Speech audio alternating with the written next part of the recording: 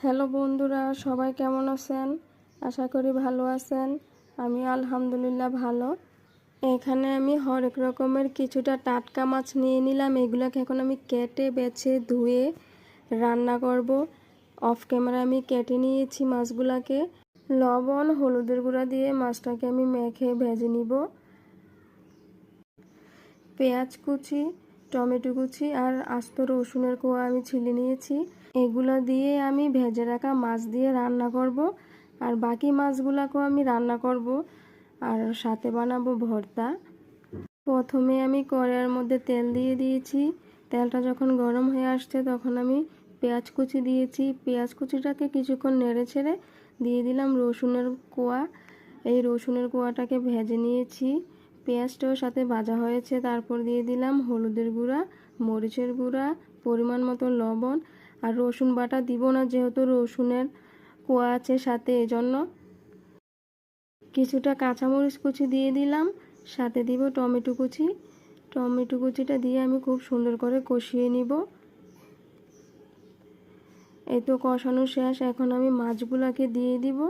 মাছগুলোকে দিয়ে পরিমাণ মতো পানি দিয়ে আমি রান্না করে নিব। আর এইভাবে আস্ত রসুনের কোয়া দিয়ে তরকারি রান্না করলে কিন্তু খেতে খুবই ভালো লাগে। যদি আপনি পারফেক্টলি রান্না করতে পারেন, একবার হলেও বাসায় এইভাবে ট্রাই করে দেখবেন, খেতে কিন্তু খুবই ভালো হয়। মাছের সাথে কিন্তু এই টাকি মাছগুলোও ছিল, এগুলাকে আমি ভেজে নিলাম, ভর্তা বানাবো। আলু কুচি করে দিয়েছি পাতলা পাতলা করে, কাঁচামরিচ দিয়ে দিলাম আর রসুনের কোয়া দিয়েছি। এইগুলাকে আমি সুন্দর করে ভেজে নিব। আর পাশের চুলাতে আমি যেই বাকি মাছগুলো আছে ওইগুলাকে আমি রান্না করে নিব।